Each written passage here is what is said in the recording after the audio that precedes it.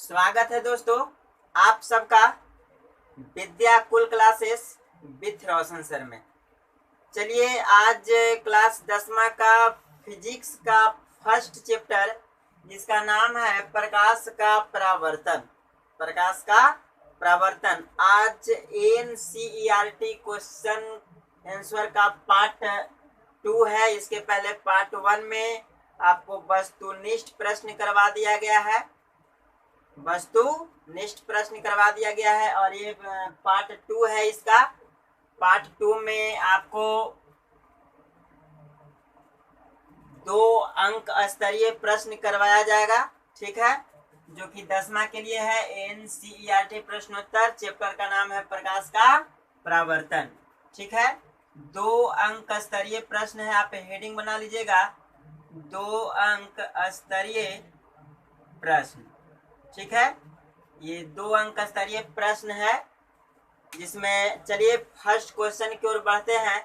देखिए पहला क्वेश्चन कहता है कि उत्तल दर्पण का उपयोग वाहनों के साइड मिरर के रूप में क्यों किया जाता है। देखिए प्रश्न बहुत ही रोचक है, बहुत अच्छा प्रश्न है, VVI भी है ना। इसका आंसर जो है आपको एकदम आसान भाषा में बताया गया है। आप बने रहे मेरे वीडियो के साथ, है ना, देखिए समझिए और यदि अच्छा लगे तो ही आप लाइक कीजिए, कमेंट कीजिए और शेयर कीजिए, ठीक है। ये एक रेगुलर वीडियो का पार्ट बाय पार्ट आपको दे रहे हैं। इसके पहले टोटल प्रकाश का परावर्तन खत्म कर दिया गया है, स्टार पॉइंट। उसके बाद क्वेश्चन आंसर करवाया जा रहा है जिसका पार्ट 2 है।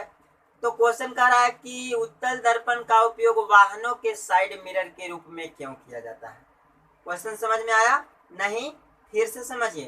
कहता है कि उत्तल दर्पण का उपयोग वाहनों के साइड मिरर में, जो चालक के बगल में जो आईना रहता है वह उत्तल दर्पण रहता है, ठीक है। तो उत्तल दर्पण का ही प्रयोग जो है वाहनों के साइड मिरर के रूप में क्यों किया जाता है। तो देखिए इसका एकदम सरल भाषा में हम आपको समझाते हैं। उत्तल दर्पण में जो होता है किसी वस्तु का प्रतिबिंब कैसा बनाता है। देखिए काल्पनिक बनाता है, सीधा बनाता है और वस्तु से छोटा बनाता है। काल्पनिक बनाता है, सीधा बनाता है और वस्तु से छोटा बनाता है उत्तल दर्पण। और उत्तल दर्पण का दृष्टि क्षेत्र जो होता है वह बहुत बड़ा होता है, ठीक है। तभी तो आप देखे होंगे कि जब बाइक आप चलाते होंगे या कोई भी गाड़ी आप चलाते हैं तो पीछे बड़ा बड़ा जो जितना भी गाड़ी आता है, जैसे ट्रक आ गया, तो वह छोटा सा दर्पण में पूरा दिख जाता है, कवर कर लेता है, पीछे वाला पूरा एरिया को कवर कर लेता है ना। और वस्तु का जो प्रतिबिंब है वह छोटा बना देता है और सीधा बना देता है, मतलब वह लगेगा कि वह आपके तरफ आ रहा है। तो आप उत्तल दर्पण की मदद से आप पीछे से आ रही वाहनों को देख लेते हैं और जब आ रही वाहनों को देख लेते हैं तो आपको उससे मदद मिलती है। यदि आप बताइए अगर अवतल दर्पण का उपयोग रहेगा तो अवतल दर्पण में वस्तु का प्रतिबिंब तो बड़ा बनाता है, वस्तु का प्रतिबिंब बड़ा बनाता है। और जब अवतल दर्पण लगा हुआ रहेगा तो आप उसमें देखिएगा तो पीछे से कोई भी गाड़ी आते हुए नजर आएगा तो वह लगेगा कि मेरे मतलब पीछे एकदम सट गया, तो सट गया तो आप उसके चक्कर में आप गाड़ी तेज चलाइएगा और जब आप गाड़ी तेज चलाइएगा तो आगे वाला का भी वही हाल रहेगा। तो इससे दुर्घटना होने का जो चांस होता है वह बहुत ज्यादा होता है, ठीक है।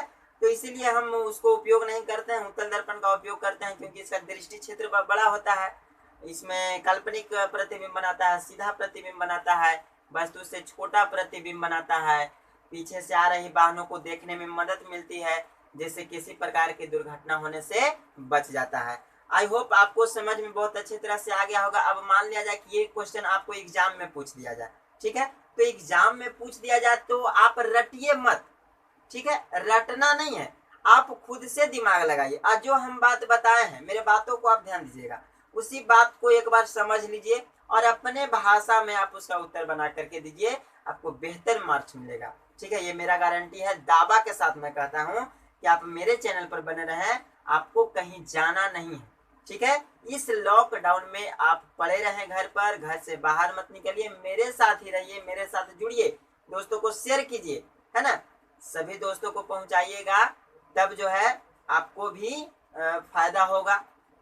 कमेंट बॉक्स में अपना नाम लिखिए, ठीक है। तो चलिए आइए इसका कुछ और अच्छे से हम समझ लेते हैं इसका आंसर। तो देखिए, उत्तल दर्पण का उपयोग वाहनों के साइड मिरर के रूप में क्यों किया जाता है? क्योंकि थोड़ा सा अच्छा से लिखेंगे, क्योंकि उत्तल दर्पण हमेशा किसी वस्तु का प्रतिबिंब काल्पनिक, सीधा तथा वस्तु से छोटा बनाता है। इतना बात समझ में आ गया? काल्पनिक बनाता है, सीधा बनाता है, वस्तु से छोटा बनाता है। और उत्तल दर्पण का विस्तृत क्षेत्र दृष्टि होता है। विस्तृत क्षेत्र दृष्टि का मतलब इसका क्षेत्र जो होता है बहुत बड़ा होता है, ठीक है। तभी तो पीछे देखते हैं, रोड के पीछे बहुत सारा गाड़ी, रोड, अगल बगल का पेड़ पौधा पूरा उसमें कवर हो जाता है ना। तो विस्तृत क्षेत्र दृष्टि होता है जिससे पीछे से, कहां से? पीछे से, यानी गाड़ी के पीछे से, रोड्स के पीछे से आ रही वाहनों को देखने में मदद मिलती है। यानी चालक को पता चल जाता है कि हमारे पीछे कौन सी गाड़ी आ रहा है, उसे साइड देना है कि नहीं देना है, वो तो चालक पर निर्भर करेगा। आप बस ध्यान दीजिए, मिलती है और किसी प्रकार की दुर्घटना होने से बच जाता है। देखिए, जब आसानी तरह से उस दर्पण में हम देखिए लेंगे कि कोई वस्तु आ रहा है और आ रहा है मतलब वो साइड मांग रहा है, तो आप दर्पण में देखिए ना कि आप ड्राइविंग कर रहे हैं और पीछे उलट के देखिए, पीछे उलटे के चक्कर में आगे चल गया, होता है ना जी। तो इसीलिए वह दर्पण का उपयोग किया जाता है, उसका क्षेत्र दृष्टि बड़ा होता है। आई होप आपको बहुत अच्छी तरह से समझ में आ गया होगा। तो ठीक है, आप बने रहे मेरे साथ। इसके बाद जो भी क्वेश्चन है वो हम आपको बताएंगे, तब तक आप फिलहाल इसे नोटबुक में नोट कीजिए, ठीक है।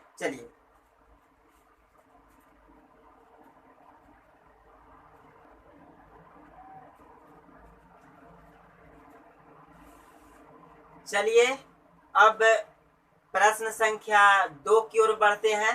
देखिए, हमने कुछ प्रश्न यहाँ पे लिखे हुए हैं जिसका आंसर जो है आपको बोर्ड पे नहीं लिखा हुआ है, ठीक है। अब आपको मन में लग रहा होगा कि फर्स्ट जो क्वेश्चन था उसका आंसर सर बता दिए, ठीक है, और ये सब जो क्वेश्चन लिखा हुआ है इसका आंसर क्या हमें नहीं मिलेगा। तो आप बिल्कुल चिंता मत कीजिए, हम सबका आंसर आपको देंगे, ठीक है। बशर्ते देखिए, आपको भी कुछ मेहनत करना पड़ेगा, है ना, मेरे साथ आपको भी मेहनत करना पड़ेगा। ये जो जितना भी क्वेश्चन है, ये टोटल क्वेश्चन का आंसर जब हम इस चैप्टर को पढ़ा रहे थे, प्रकाश का परावर्तन, तो उसी में इस क्वेश्चन का आंसर आपको छुपा हुआ है। आप वीडियोज में जाइए, फर्स्ट चैप्टर का पार्ट बाय पार्ट चेक कीजिए, आपको सभी क्वेश्चन का आंसर उसमें मिल जाएगा, ठीक है। तो चलिए अब क्वेश्चन को समझ लेते हैं कि 2 अंक स्तरीय प्रश्न और क्या क्या हैं, ठीक है।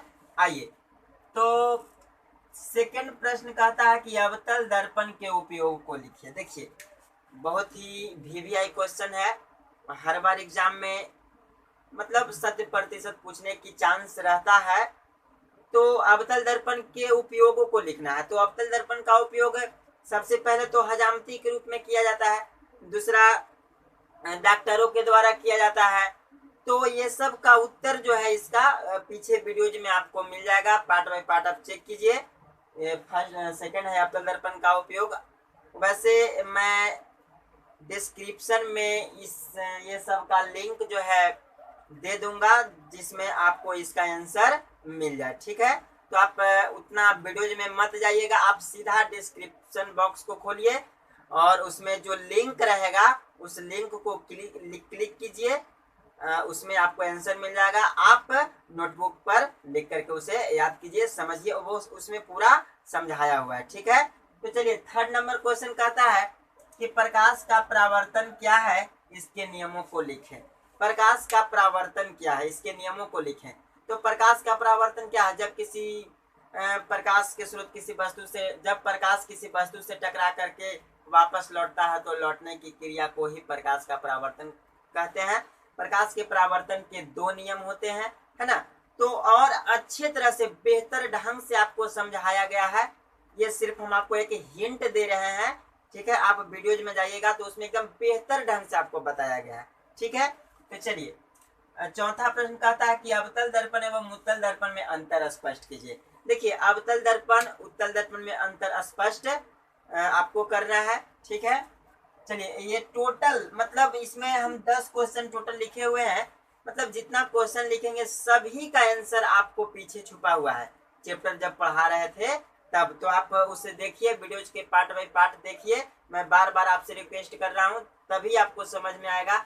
अब देखिए उसमें आंसर हम समझा दिए, उसमें आंसर लिख दिए, और फिर वही चीज को हमें दोबारा यहाँ पे लिखना पड़ेगा, समझाना पड़ेगा, तो ज्यादा मेहनत करना पड़ेगा। तो मेरे साथ आप भी कुछ मेहनत कीजिए। आपको करना कुछ नहीं है, आप वीडियोज में जाइए या तो डिस्क्रिप्शन में जाइए और वहां पे लिंक को खोलना है सिर्फ। ठीक है, बस 1 सेकेंड या 2 सेकेंड में आप लिंक को खोलिए और जिस जिस का आपको आंसर चाहिए वहां पे मिल जाएगा। Okay done. चलिए अगला क्वेश्चन की ओर बढ़ते हैं। 5वां नंबर क्वेश्चन है कि समतल दर्पण में बनने वाले प्रतिबिंब की विशेषताएं लिखिए। समतल दर्पण में बनने वाले प्रतिबिंब की विशेषता को लिखना है। ठीक है, 6वां नंबर क्वेश्चन कहता है कि उत्तल दर्पण एवं अवतल दर्पण के 3 उपयोग के लिखिए। उत्तल दर्पण एवं अवतल दर्पण के 3 उपयोगों को लिखना है। ठीक है, चलिए 7वां नंबर क्वेश्चन कहता है कि अवतल दर्पण की मुख्य फोकस की परिभाषा लिखिए। यानी अवतल दर्पण की मुख्य फोकस की परिभाषा लिखना है। ठीक है, मुख्य फोकस किसे कहते हैं, यानी प्रधान अक्ष के समांतर जब आपतित किरण दर्पण पर पड़ती है, पड़ने के बाद प्रधान अक्ष के जिस बिंदु को काटती है उसी कटान बिंदु को फोकस कहते हैं, है ना, यही है, आप उसे देखिए जा करके। चलिए 8वां नंबर क्वेश्चन कहता है कि समतल दर्पण का 2 उपयोग लिखना है। कौन सा दर्पण का 2 उपयोग लिखना है, समतल दर्पण का 2 उपयोग लिखना है। चलिए 9वां नंबर क्वेश्चन कहता है कि प्रकाश के प्रकीर्णन से क्या तात्पर्य है।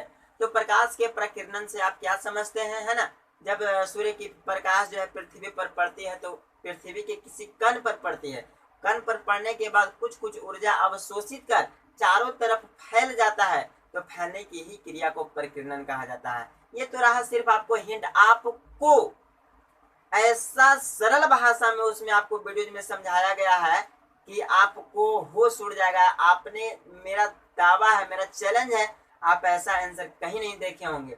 ठीक है, आप उसे देखिए, है ना, कहने की जरूरत मुझे नहीं है, आप देखिएगा आपको खुद पता चल जाएगा। ठीक है, चलिए 10वां नंबर क्वेश्चन कहता है कि प्रकाश पुंज, प्रकाश पुंज को किरण पुंज कहा जाता है। प्रकाश पुंज यानी किरण पुंज क्या है, यह कितने प्रकार के होते हैं, है ना, तो किरणों के समूह को किरण पुंज कहते हैं। यह 3 प्रकार के होते हैं, बाकी आप वीडियोज में देख लीजिए। ठीक है, तो ये रहा 10 क्वेश्चन। कुछ प्रश्न इसमें और हैं, 2 अंक स्तरीय प्रश्न जो मैं आपको बता देता हूँ। आप फिलहाल क्वेश्चन को नोट कीजिए और आपको आंसर वहां से मिल जाएगा वीडियो से। आपको डिस्क्रिप्शन बॉक्स में जाइएगा, वहां से आपको आंसर इसका मिल जाएगा। ठीक है, चलिए इतना जल्दी से नोट कीजिए।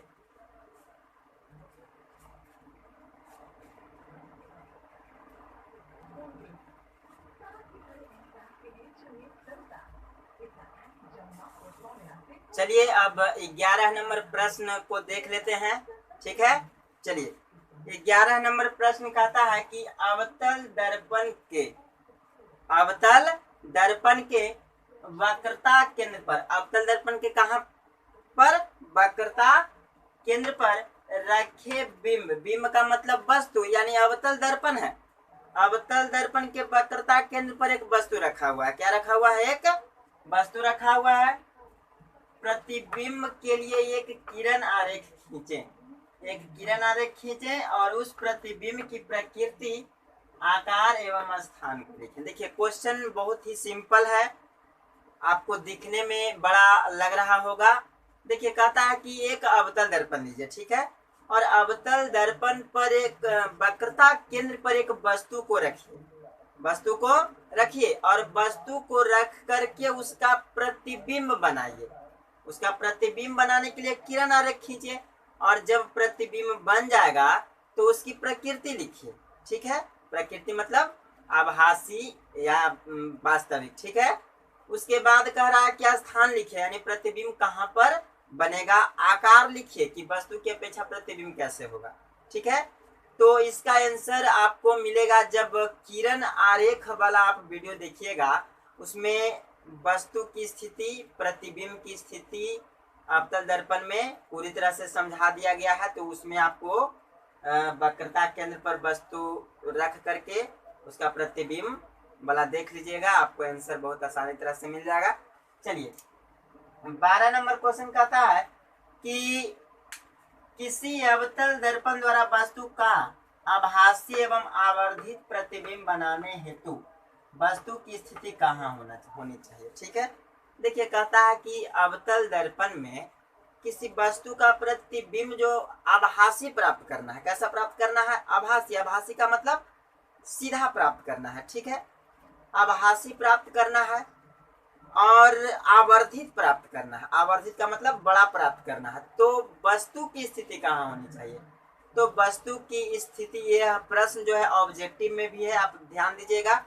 तो वस्तु की स्थिति ध्रुव और फोकस के बीच हम जब रखेंगे वस्तु को, तो उसका प्रतिबिंब दर्पण के पीछे बनेगा।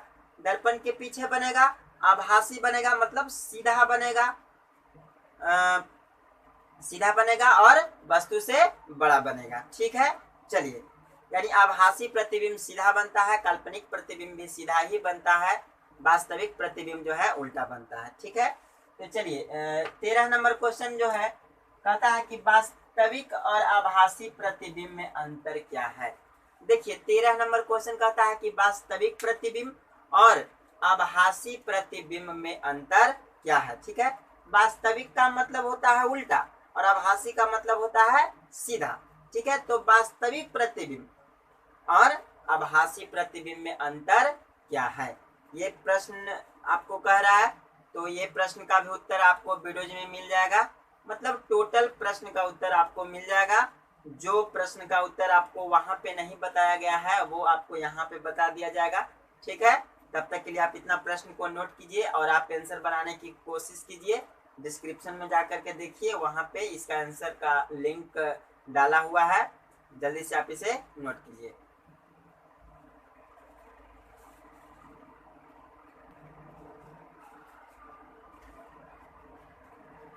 चलिए अब प्रश्न नंबर 14 को देख लेते हैं। ठीक है, तो 14 नंबर प्रश्न कहता है कि एक समतल दर्पण द्वारा, कौन सा दर्पण द्वारा?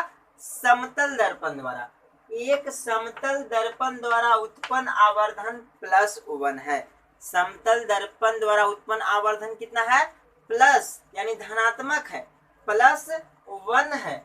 इसका क्या अर्थ है? ठीक है, देखिए मतलब क्वेश्चन को समझने का प्रयास कीजिएगा।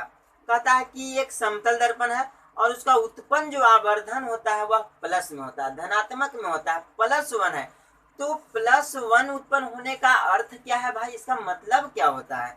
तो आइए इसका आंसर हम जान लेते हैं। इसका मतलब होता है कि वस्तु जो है सीधा है, धनात्मक है, तो क्या है? वस्तु सीधा है मतलब आभासी है। और जो है देखिए यहाँ पे लिखा हुआ है, इसका अर्थ यह है कि, किसका अर्थ? इसका अर्थ मतलब आवर्धन +1 है, इसका अर्थ। ठीक है, तो इसका अर्थ यह है कि समतल दर्पण में, कौन सा दर्पण में? क्योंकि यहाँ पे बात कह रहा था समतल दर्पण में, कि एक समतल दर्पण द्वारा उत्पन्न आवर्धन +1 है। इसका क्या अर्थ है? तो लिखेंगे कि इसका अर्थ यह है कि समतल दर्पण में प्रतिबिंब वस्तु के साइज के बराबर है। देखिए +1 है, धनात्मक है, तो इसका मतलब हम समझेंगे कि जो उस वस्तु का जो प्रतिबिंब हमें प्राप्त हुआ है वह वस्तु के बराबर है। वस्तु के साइज का क्या है? बराबर, यानी जितना बड़ा वस्तु रखा हुआ होगा उतना ही बड़ा उसका प्रतिबिंब प्राप्त हुआ होगा। चलिए ठीक है, तथा आवर्धन धनात्मक। अब देखिए ये जो प्लस है, प्लस का मतलब क्या होता है? देखिए तथा आवर्धन धनात्मक चिन्ह यह दर्शाता है कि प्रतिबिंब आभासी तथा सीधा है। सिंपल सी मतलब समझ गए इसका आंसर। देखिए समतल दर्पण का उत्पन्न आवर्धन +1 है, इसका अर्थ क्या है? किसी ने भी पूछ दिया, आप बेफिक्र जवाब दीजिए कि इसका अर्थ यह है कि जितना बड़ा वस्तु है उतना ही बड़ा उसका प्रतिबिंब बनेगा, और जो प्लस चिन्ह है वह चिन्ह दर्शाता है कि वह आभासी होगा, प्रतिबिंब आभासी होगा और सीधा होगा। ठीक है, आई होप आपको अच्छी तरह से इसका आंसर समझ में आया होगा। आप कमेंट बॉक्स में इसका राय जरूर दें। और इसी के साथ फर्स्ट चैप्टर का 2 अंक स्तरीय का टोटल 14 प्रश्न थे, 14 क्वेश्चन यानी 14 प्रश्न थे। 14 प्रश्न में पूरी तरह से खत्म हो चुका है। इसके बाद पार्ट 3 में हम मिलेंगे 5 अंक स्तरीय प्रश्न लेकर के। ठीक है, तो आप बने रहे मेरे साथ, और जिस क्वेश्चन का आंसर नहीं बोर्ड पे दिया गया था उस क्वेश्चन का आंसर हम आपको डिस्क्रिप्शन बॉक्स में दे देंगे, आप वहां से प्राप्त कर लीजिएगा। और वीडियोज को लाइक कीजिए, शेयर कीजिए, कमेंट कीजिए यदि अच्छा लग रहा होगा तो, और बने रहिए मेरे channel Vidyakul classes with Roshan sir के साथ। तब तक के लिए धन्यवाद, गुड नाइट।